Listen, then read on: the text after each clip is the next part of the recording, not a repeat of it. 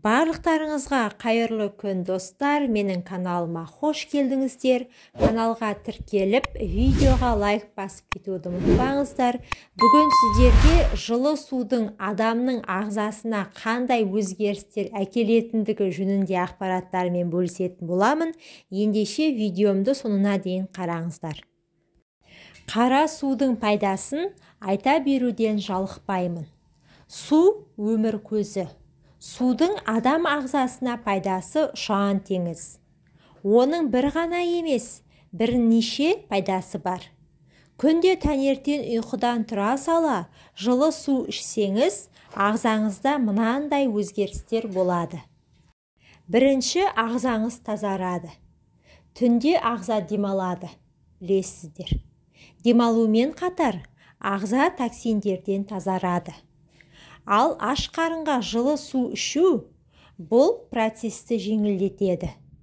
Яғни, жылы су ағзаға тазаруға көмектеседі. Бұлшық еттер жасушалары мен жаңа эритроциттердің өңделуіне ықпал етеді. Екінші, көңіл-күй жақсарады. Аш қарынға ішілген жылы судың әсерінен ағза токсиндерден тез тазарып, және ағзаның іске қосу қабілеті артып, адамда жақсы көңіл-күй мен жеңілдік пайда болады. Жылы су ашушаңдықты да басады, ұйқыны да ашады. Үшінші, жүрек жұмысына жағымды ықпал етеді. Жүрек қан тамырларының ең сүйікті аурулары инфаркт пен инсульт. Бұлар әсіресе сұйықтық ішпегеннен туындайды. Жүйелі түрде аш қарынға су ішу қантамырлар жүйесіне жағымды әсер етеді және инсульт қаупін төмендетеді. Төртінші, асқазан ішек жолдарының жұмысын реттейді. Асқазан ішек жолдарының жұмысы көбінесе ағзада қышқылдылық басым болғанда пайда бола бастайды. Егер де аш қарынға жылы су ішсеңіз, ол қышқылды сұйылтады және жағымсыз сезімдерден арылтады.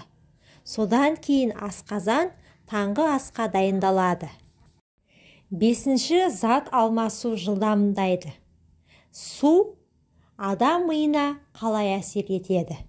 Арықтағысы келетіндер үшін зат алмасу процесін бақылап отыру маңызды.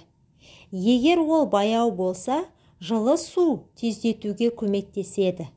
Аш қарынға ішілген жылы су зат алмасу процесін 30%-ға арттырады. Жетінші, шаштың саулығын сақтайды.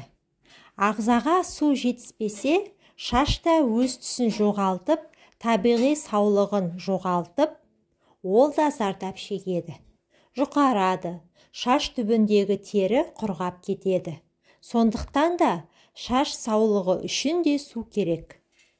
Сегізінші, жылы су бүйрек ауруының алдын алады. Ағзадағы судың тепе-теңдігінен бүйрек ауруына да шалдықпайсыз. Аш қарынға және күні бойы су ішіп тұру зәр мөлшерін арттырады.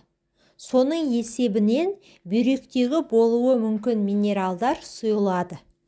Осылайша, бүйректе тас түзілуінің және қабынудың алдын алуға болады. Тоғызыншы, иммунитетті нығайтады. Ағзада болатын аурулардың көбі иммунитеттің бұзылуынан түзіледі. Аш қарынға ішілген жылы су лимфалар жүйесіне жағымды әсер етеді. Ол өз кезегінде ағзаны нығайтып, түрлі аурулардың қоздырғыштарына соққы береді. Тыңдағандарыңызға рахмет, пайдаларыңызға жарасын. Менің каналыма тіркеліп, видеоға лайк басып кетуді ұмытпаңыздар.